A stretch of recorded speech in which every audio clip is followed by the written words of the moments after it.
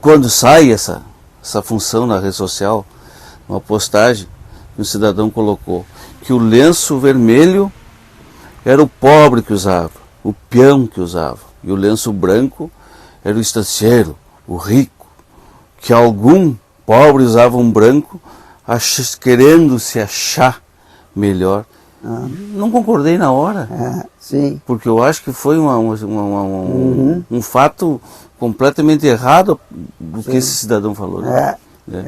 E aí eu, sem conhecer a história dos lenços, porque a gente conhece do que muito falo, porque as cores elas sempre foram pertinentes, tanto na guerra, né, Claro. como na política. Isso. E eu disse, mas eu para mim acho errado o que foi falado, porque entrei no assunto dos maragatos, entrei no assunto das guerras no Rio Grande do Sul, que o maragato usava o lenço vermelho e tinha muito estancieiro junto, e até posso ter me expressado errado, mas as cores sempre foram muito fortes na política, né? Isso, muito. Mas tu estava com razão, porque esse cidadão que falou errou completamente. Errou feio. Mas pá, bota errar feio. Tá louco, não tem nada a ver. Para começar, os partidos Maragato, Chimango e antes Pica-Pau, né, que é o mesmo Chimango, esses partidos não tinha assim de rico e pobre. Tinha rico e tinha pobre nos dois lados. Acredito. Claro, tinha muitos estancieiros e fazendeiros dos dois lados, ricos, e tinha muita pionada e gente do simples, né, trabalhadores comuns dos dois lados também. Isso dependia muito dos patrões, por exemplo, nas instâncias, se o patrão era maragato, geralmente os que trabalhavam com ele iam ser maragato, porque os mais humildes não tinham noção e nem cultura para estar pensando em ideologias de maragatos e de chimangos. Eles não tinham, eles seguiam o seu líder, o seu chefe, o seu patrão. Como muitos hoje ainda não normal, tem, né? que nem hoje.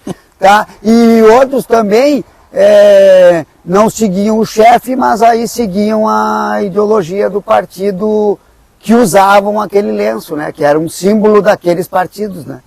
Porque os lenços, eles sempre foram ligados a partidos políticos. Eu acredito. Viu? Aí nós podemos agora conversar desde o tempo da Revolução Farroupilha. E é o que nós vamos fazer. E eu atirando no escuro, atirei nesse sentido. Pois e tu acertou. Porque a história conta isso, né? Tu entrar hoje em filmes que falam ou que tem embasados, muitos filmes na história, sempre houve as bandeiras e as bandeiras sempre tiveram cores. Isso, claro, só aí vem desde a idade antiga da Idade Média, e antes até, dados cruzados, das cruzadas eram com bandeiras, os símbolos que marcavam ali, ó.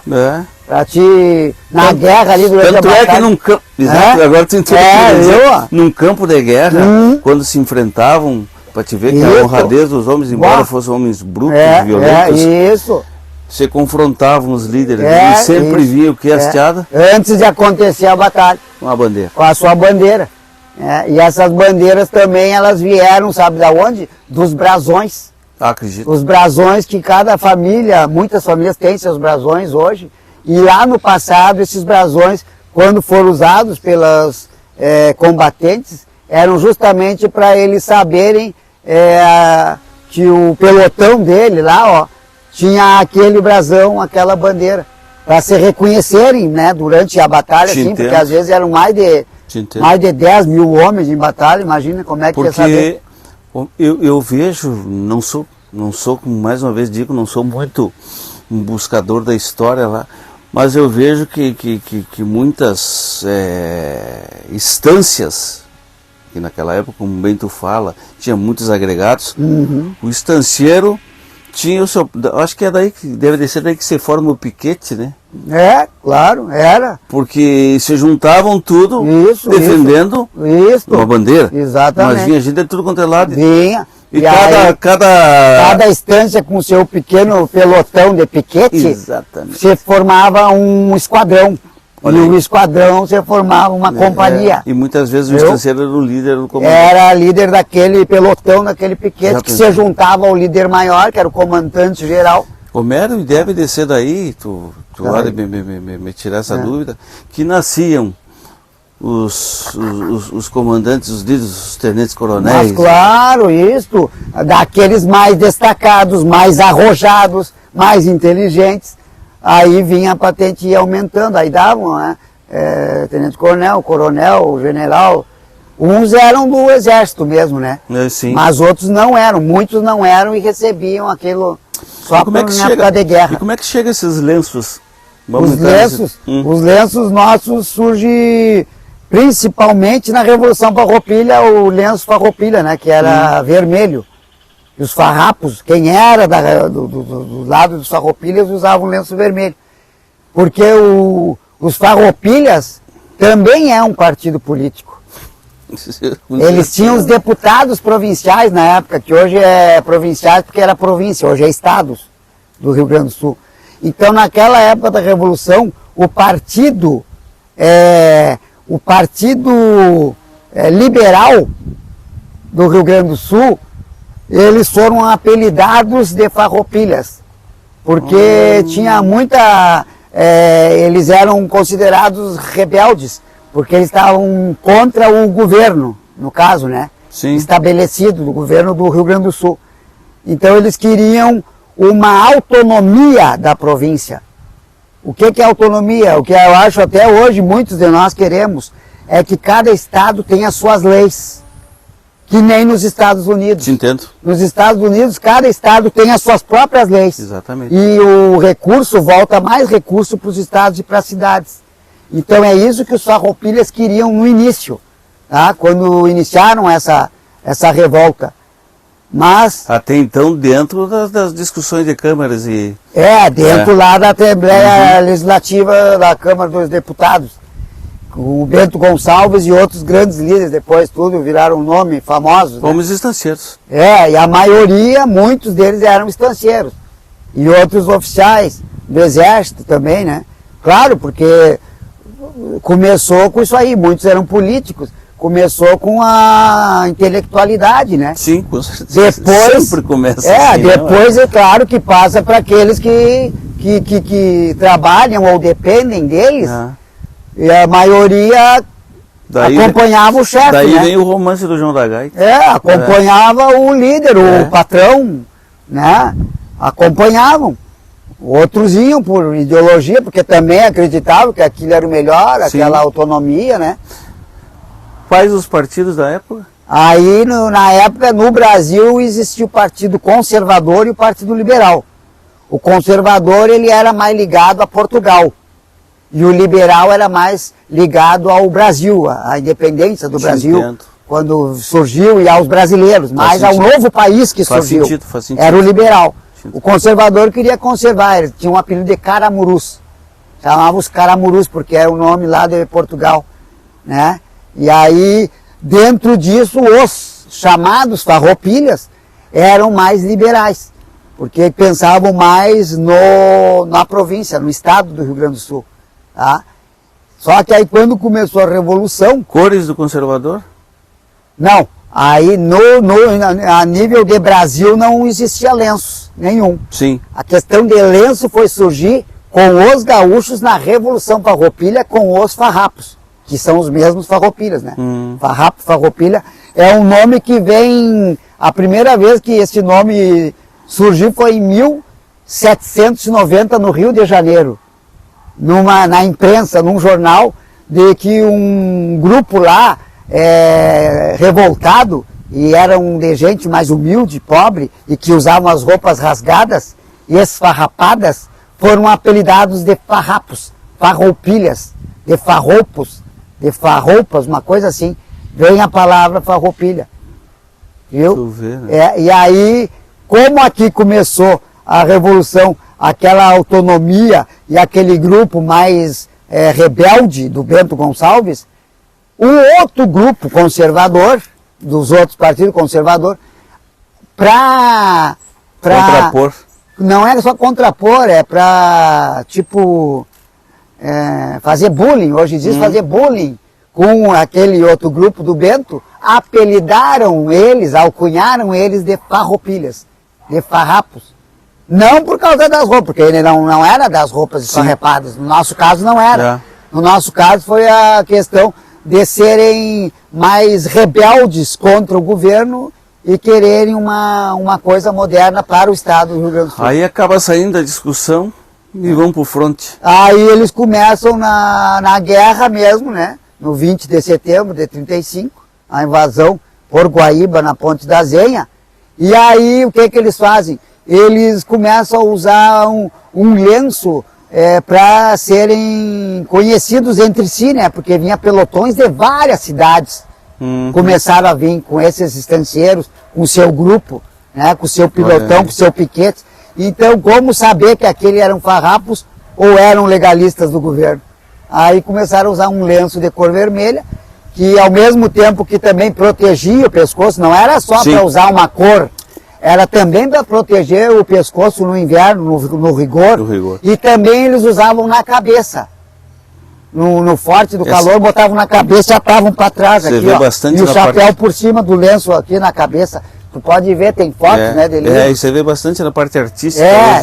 Isso aí. Formato. Então usavam também daquele jeito e também usavam ele aberto. Os farroupilhas usavam ele aberto nas costas. Era o jeito de atar na época, era mais aberto. Tu vê. Desfraudado como bandeira. Tipo o Mano Lima. Exato, gosta muito. Daquele estilo, os farroupilhas usavam mais naquele estilo, né? Aberto. E o vermelho, né, porque era o sangue das batalhas. Claro. Né? Eles resolveram usar e chamava bastante atenção. Claro. Né? Porque até então não tinha o outro cor de lenço, tá? Não tinha. Aí quando é que entra esse lenço branco? Aí o lenço branco só vai começar a surgir lá por 1880. Bem depois da Revolução Farroupilha. Pois é, rapaz. Quando fundaram o Partido Republicano Rio-Grandense, o PRR. Ó, e mais uma vez... o PRR, ó, com partido. Quem eram eles? Era o grupo do Júlio de Castilhos, do Pinheiro Machado, do Borges de Medeiros, tá? Era o Partido Republicano Rio-Grandense, em plena monarquia, 1880.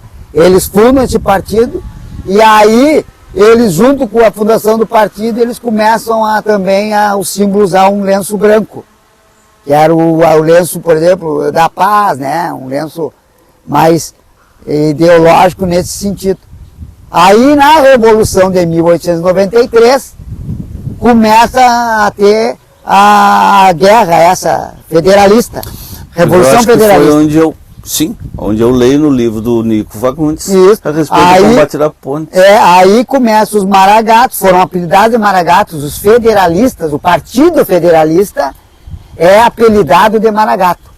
Olha bem, o Partido Federalista do Gaspar Silveira Martins, que era o grande líder dos maragatos, intelectual, Gaspar da Silveira Martins, ele, né, que tinha também os ideais lá dos farroupilhas, manteve o lenço vermelho dos farrapos. Te entendo, é uma sequência, eu achei que fosse. Mas os lenço branco do Partido Republicano, que foram apelidados de pica-paus, em 1893, porque eles usavam um bonezinho que tinha uma coisinha vermelha que de longe parecia um pica-pau. Aí os maragatos apelidaram eles de pica-pau. Ó, lá veio os pica-pau. Na verdade eram os republicanos. Eram os republicanos. Foram apelidados de pica-pau. E os maragatos foram apelidados de maragatos por quê? Porque o Gumercindo Saraiva, que era um dos líderes dos maragatos, ele era gaúcho de nascimento, ele era de Santo Antônio da Patrulha. Não, lá debaixo, lá. Não é Santo Antônio da Patrulha, é lá perto do Chuí. Não vou lá perto do Chuí, de Pelotas, lá. Daquela zona. Não, Santa Vitória do Palmar.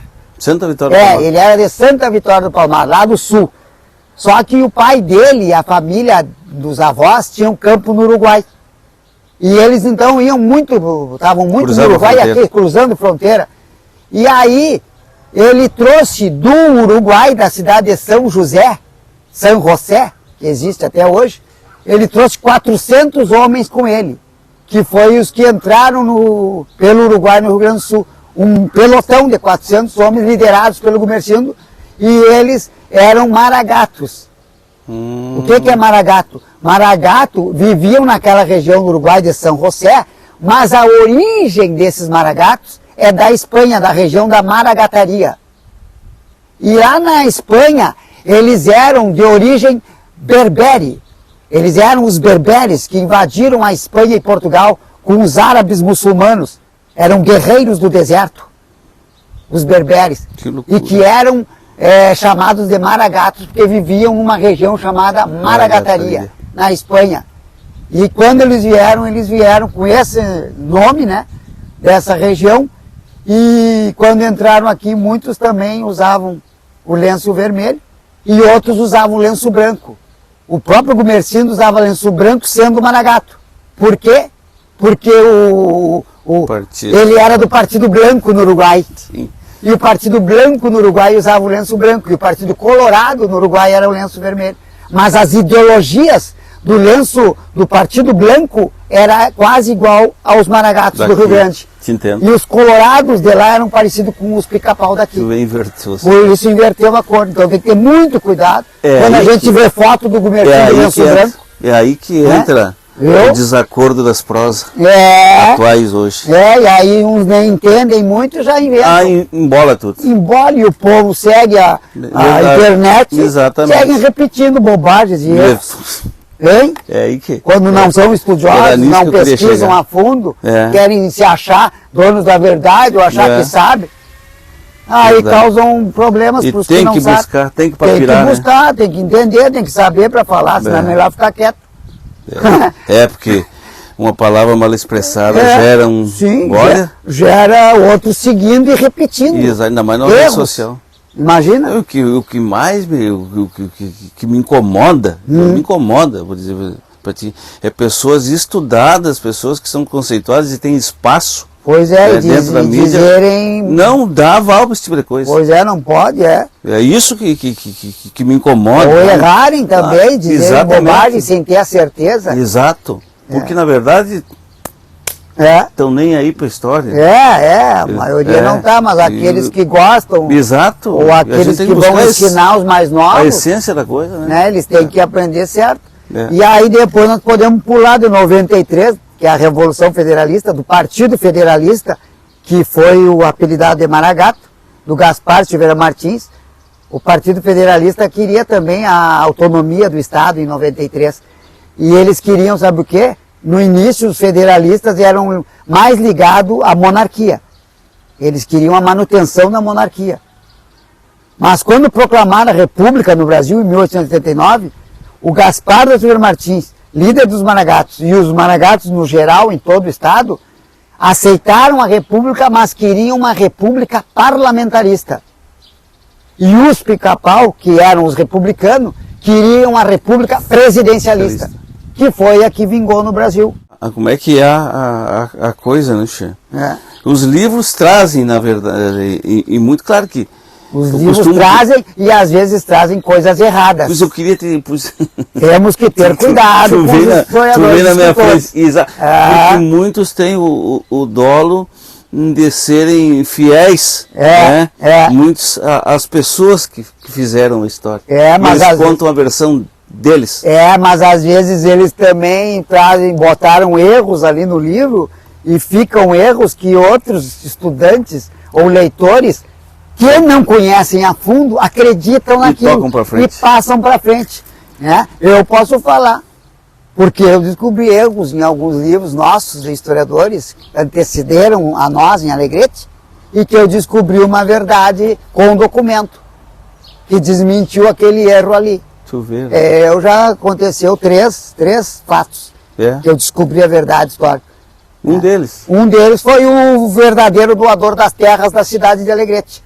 Um historiador famoso aí, no passado, escreveu que era o José de Abreu, barão do Cerro Largo.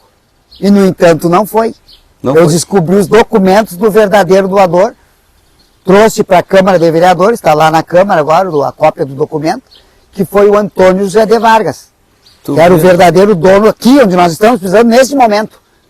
Aqui onde é toda a cidade urbana aqui do Rio Ibirapuitã a leste, o Rio Ibirapuitã a norte, lá no fundo da Vila Nova, o Regalado aqui a oeste e a BR-290 ao sul. Isso é as terras que ele doou para o início do Alegrete. São 25 quadras de campo. Que loucura. Tá? Pra te ver, né? Ó, vamos repetir. Ao norte o Ibiqui, que é para lá onde eu estou apontando. Sim. Tá? Ali nos refates ali. A leste o Rio Ibirapuitã, ali na ponte. Na ponte Borges. A oeste o Regalado, o antigo Arroio Restinga, que era o nome verdadeiro. E a 290. E ao sul, na 290, tem uma sanga que nasce lá na Caal e vai em direção ao Poço de Bombas. Aquela sanga era o lado sul, da divisa da Sesmaria, da doação, não, de parte da Sesmaria. O Antônio José de Vargas tinha uma Sesmaria, que ia lá do fundo do refate até lá aos Pinheiros. Já esclarece o pessoal, uma sesmaria Uma de campo. sesmaria de campo são 150 quadras, que são 3 léguas. 3 léguas de campo. Uma légua são 50 quadras. 3 léguas de campo corresponde a uma sesmaria que são 150 quadras. Então, na época, tinha uma lei que o cara que fosse o dono da terra, da sesmaria, e quisessem fazer um povoado ali, futura vila e cidade, ele tinha obrigação de doar. Não que ele quisesse dar. Não é que ele quisesse. Ele tinha obrigação. Ele tinha obrigação. Então o povo, como tinha um acampamento militar aqui na Praça Getúlio Vargas, era nos campos dele esse acampamento. O povo que veio e pediu para o Marquês de Alegrete fundar um novo povoado aqui, requereu ao Marquês e o Marquês autorizou. Pode criar então uma nova capela aqui, um novo povoado. Se obrigou. E aí o Antônio José de Vargas teve que doar 25 quadras das 150. Fantástico. Tu viu que fantástico? Fantástico. Saber essa história do Alegrete? Fantástico, fantástico. Só que estava errado num livro. Num livro, um historiador muito conhecido, né? Muito respeitado, botou que era o José de Abreu. Tu vê. Por quê? Porque ele subestimou o Antônio José de Vargas, que morreu meio pobre. Morreu meio pobre. A família também ficou assim, meio pobre já nas outras gerações. Mas nós temos muitos descendentes até hoje em Alegrete. Eu já falei com vários descendentes, já fiz a genealogia, cheguei no Antônio José de Vargas. Que loucura. Tem muitos descendentes dele, graças a Deus, aqui. Tem uns pouquinho com terra ainda nos Pinheiros, mas tem, com algumas chácaras e sítios. Mas ele é o verdadeiro doador. Até a gente fez um monumento na praça em homenagem a ele. Citei um erro. Agora tem um segundo erro também, que eu descobri a verdade. E que está em todos os livros e até agora não mudou. Mas agora eu vou ter que entrar com um pedido na Câmara e tal. E na Prefeitura é uma coisa... Do Alegrete também. Do Alegrete e grande, e forte. Sabe o que seria? O ano da fundação do Alegrete não é o ano que está na bandeira. E nem nos livros. Não é 1814 que está na bandeira. Não foi em 14. Foi em quando? Foi em 11. Foi em 11? Foi em 11. E eu tenho um documento que prova. Do Dom Diogo de Souza, que fundou a Capela do Inhanduí, depois Capela Queimada. Foi em 11. Porque tinha uma guarda, chamada Guarda do Inhanduí, desde 1805. E depois da guarda de 1811, quando ele veio para cá, para lutar contra Artigas no Uruguai, ele passou por Alegrete, foi ali no acampamento ali daquela guarda do Inhanduí, e ali o povo, que eram muitos guaranis, famílias de guaranis, açorianos esperando a posse da terra, da Sesmaria, estavam ali junto, vivendo ali naquele povoado, pediram para criar uma capela, para ser batizado, para casar e para fazer o óbito, entendeu? Pronto. Pediram, Dom Diogo, podemos fazer uma capelinha aqui nessa guarda? Possa fazer, disse Dom Diogo. Em 1811 está ali um documento escrito por ele, ou seja, não foi em 14. Em 11 foi o início da capela queimada, que em 16 foi queimada. Ou seja, temos que trocar essa data. Tu vê, com o documento de comprovação, é óbvio, senão vai ficar eu como conversador. Mas da onde tu tirou? Da onde é que tu inventou? Então, é uma das coisas que nós temos que fazer. Tu é pesquisador ferreiro. Tu entendeu? Não é só tu ler e repassar leituras, que tem erros. Olha aí, ó, eu te disse duas muito importantes para a nossa cidade. Verdade. Vamos a 23? Vamos em 23, na Revolução de 23. Aí Maragatos segue sendo Maragatos. E os Pica-Pau têm um novo apelido. Agora, em 23, eles são chamados de Chimangos. Por que Chimangos? Porque o Ramiro Barcelos, que foi um político gaúcho, e um escritor, escreveu um baita poema chamado Antônio Chimango. Antônio Chimango. Quem era o Antônio Chimango? Ele escreveu em 1915, o Antônio Augusto Borges de Medeiros, que ele apelidou de Antônio Chimango. Por quê? Porque ele considerava o Borges de Medeiros como uma ave de rapina, que ia comendo pelas beiradas, e chimango é uma avezinha que é uma pequena ave que parece um gavião, Sim. uma águia. E aí ele apelidou ele, entendeu? Bonito, por sinal. De chimango. E aí pegou o apelido de todos aqueles que eram pica-paus antes, foram apelidados de chimangos em 23.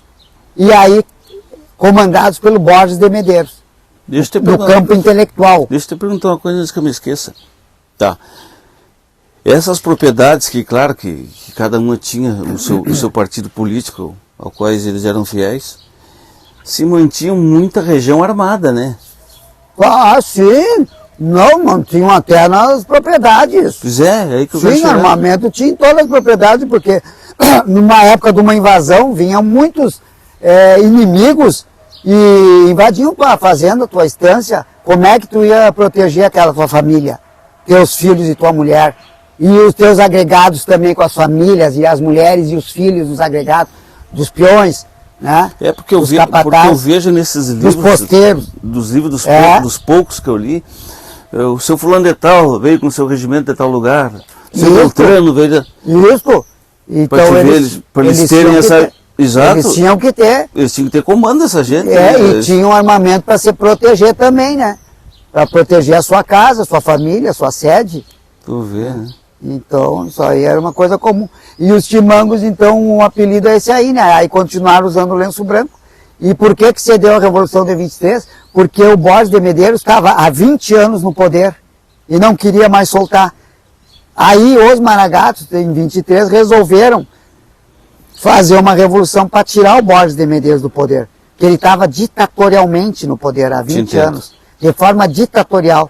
Então esses Maragatos, liderados pelo Assis Brasil, em 23 são liderados pelo Assis Brasil, os Maragatos, resolveram então fazer uma revolução para tirar o Borges do poder. Aí conseguiram deixar o Borges mais 5 anos, aí ele ficou 25 anos, aí não mais foi, não era eleito, ele era empossado, né? Na verdade não tinha eleição.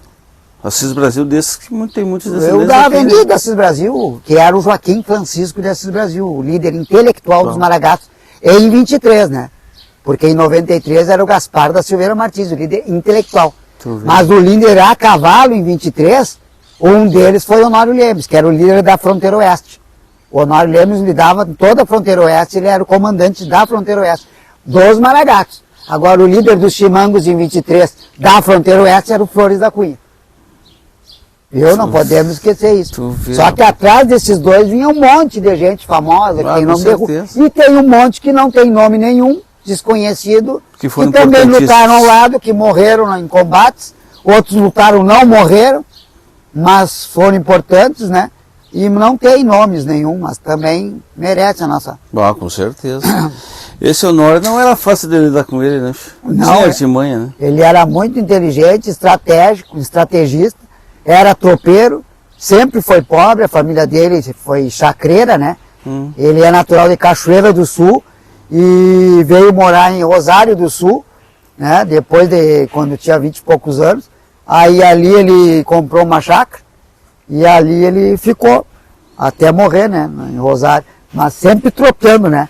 Até depois da Revolução de 23 ele teve que tropear para ganhar dinheiro. Para se sustentar. Né? E esse combate da ponte aqui, Homero? O combate da ponte foi na Revolução de 23, no dia 19 de junho, entre as forças de Flores da Cunha, dos chimangos, e de Honório Lemes, dos Maragatos. Do lado de lá da ponte, na zona leste, estavam os Maragatos do Honório Lemes, esperando os chimangos que entraram aqui, ó, pela Marise Barros ali, foram baixando, e quando chegaram onde hoje é o CTG Farroupilha, onde é o estádio Farroupilha, o parque Rui Ramos, não tinha nada. Sim. Era tudo uma várzea, diz que era um varzedo assim ali, entendeu? Então ali começou já o tiroteio, né?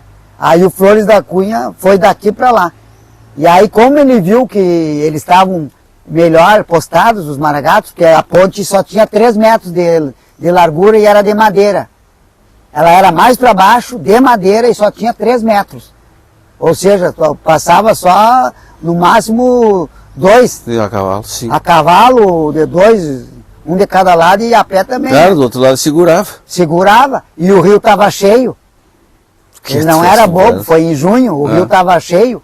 E aí, só que o Flores da Cunha, ele relata num livro dele, que ele trata da Revolução de 23, e eu tenho até, e ele falou, bom, o único jeito de eu cruzar aqui, vai eu fazer uma carga aqui a morrer, e passar pela ponte e levar de roldão, uns vão morrer, sim, mas depois eu acho que nós cruzamos. Aí ele puxou da espada e lá onde hoje é a esquina, lá naquele posto lá, sim, que tem naquela esquina, Bem ele, alto ali. ele olhou para trás, ele tinha mais ou menos 1.700 homens. E o Deonório Lemes lá tinha uns 2.000 homens. Aí ele olhou para trás, puxou da espada e disse, gritou assim para todos os primeiros que estavam ali atrás dele, e gritou, os que forem homens que me sigam. Virou o cavalo, deu de rédea e saiu a galope a toda e puxou 30 metros na frente dos outros. Ele mostrou que era macho e foi a morrer, tipo um Dom Quixote. E ele disse que não levou um tiro nesses 30 primeiros metros. Aí os outros, claro, arrancaram atrás, né? Mas aí, quando chegou lá perto da ponte, ele não era bobo, bem antes, um pouco assim, digamos, uns 15 metros, sim, ele chegou para a esquerda, em direção à estrada do Pão de Ferro ali. Da ponte. Aí ali ele ficou entre umas... Os trilhos. Entre umas árvores ali, escondido, ele mesmo fala. E aí os outros começaram a passar. Só que morreu o irmão dele.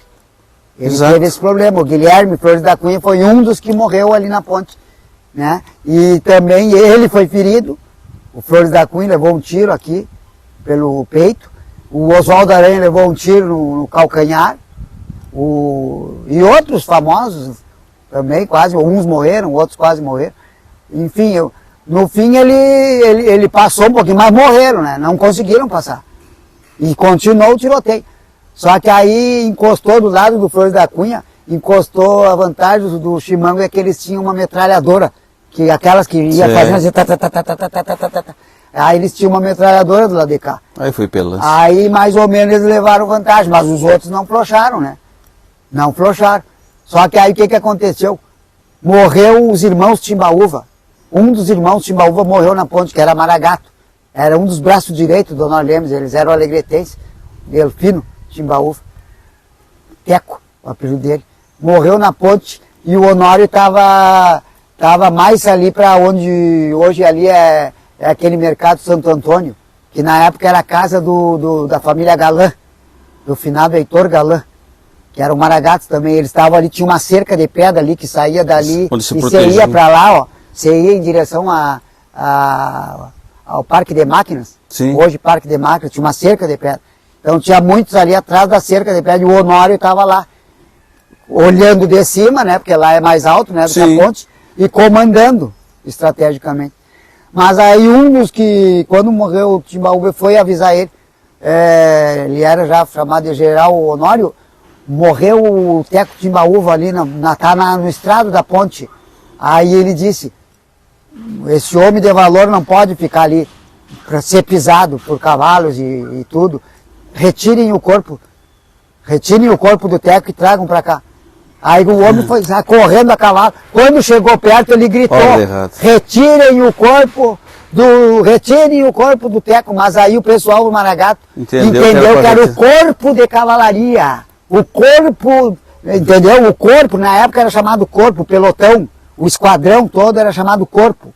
Os corpos de cavalaria. Liberaram a E aí já estava aquela metralhadora, já tinham muitos morrendo. Os primeiros que estavam lá na ponte acharam que era para retirar o corpo. Aí se retiraram e se foram para trás.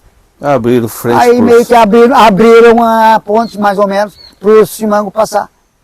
Aí os Chimango passaram, o Nepomuceno Saraiva estava nessa aí, era um uruguaio, filho do Aparício Saraiva, só que agora ele mudou de lado. Na época o Aparício e o Gumercino eram Maragatos, em 93. Em 23, o filho do Aparício, esse Nepomuceno, virou Chimango. Ele foi pago pelo Borges de Medeiros. E aí eles foi o primeiro que passou com o grupo dele, dos meio uruguaio, e aí foram atrás e foram meio degolando alguns maragatos, covardemente, ali pelo Capão do Angico, Santos Dumont. E a história, né? É a história. Mas aí não pegaram o Honório Lemes, e nem não teve, assim, não é, esse combate não é considerado, não tem vencedor nem vencido. Te entendo. Porque não houve vencedor nem vencido. Foi um levante. Aí o Honório Lemes se retirou, ele se retirou, sabe para onde? Ali onde hoje, tu sabe, né, a estante ali do Paulo Antônio Assis Brasil. Sim, claro. Ali era do avô do Paulo Antônio, era o Diogo de Assis Brasil, Na Esperança. O Honório foi para ali. Por quê? Porque ali era do Diogo de Assis Brasil, que era Maragato. Era o lugar mais próximo para se proteger, entendeu? Ele foi para ali, com o grupo dele, do Estado Maior. Me parece que havia um respeito entre esses comandantes, né? Mas existia, até dos contrários. Pois é. Porque o Flores uma vez prendeu o Honório Lemes lá no Guaçuboi. Depois, em 1925, numa outra revoluçãozinha que te inventaram, e o Flores prendeu o Honório. E o Honório foi entregar a espada para ele, e o Flores não quis. Disse, não, um homem de valor como o senhor não precisa entregar as armas. Mantenha a sua arma, tanto o revólver como a pistola, como a espada. Ele disse que ele mesmo se emocionou, lacrimejou os olhos do Honório Lemes, né? Não esperava isso, né? E o Flores da Cunha também era um homem de valor, de palavra, eles tinham integridade, dignidade. Eles não aceitavam, assim, essa coisa de injustiça, de maldade, de degolas, não aceitavam. Nem o Flores aceitava. Essa história do Nepomuceno foi ele, por conta dele mesmo. Depois ele entrou no rincão de São Miguel e acabou roubando um monte de gado, matando gado, roubando coisas, estragando, detonando várias instâncias no rincão de São Miguel, o Nepomuceno Saraiva. Como é que eu sei? Porque eu tenho uma poesia de um senhor que vivia lá na época, era poeta, não é muito conhecido em Alegrete, mas eu sou sobrinho trineto dele, que é o famoso Sabino Pinto. Vocês ouviram falar no Sabino Pinto? Claro. Pois é, ele vem ser meu tio trisavô, e eu sou herdeiro das poesias originais dele. E não foi o homem que escreveu... Diga tu. Qual é a letra que ele escreveu, que é cantada? Não foi o que escreveu o Sorro? Não, aquele é aquele outro senhor, aquele senhor é um outro senhor que escreveu essa aí que você está falando. Não, o Sabino Pinto é mais antigo que aquele. Mais antigo? Mais antigo. O Sabino Pinto viveu em 1860, 1870, 1880, viveu até 1944, quando morreu. Ou seja, em 23 ele já tinha idade. Tu vê. E em 93 ele também participou da Revolução, ele era maragato em 93. E em 23 ele era maragato, não lutou, já era um senhor de idade, mas escreveu, fez um verso, uma poesia enorme.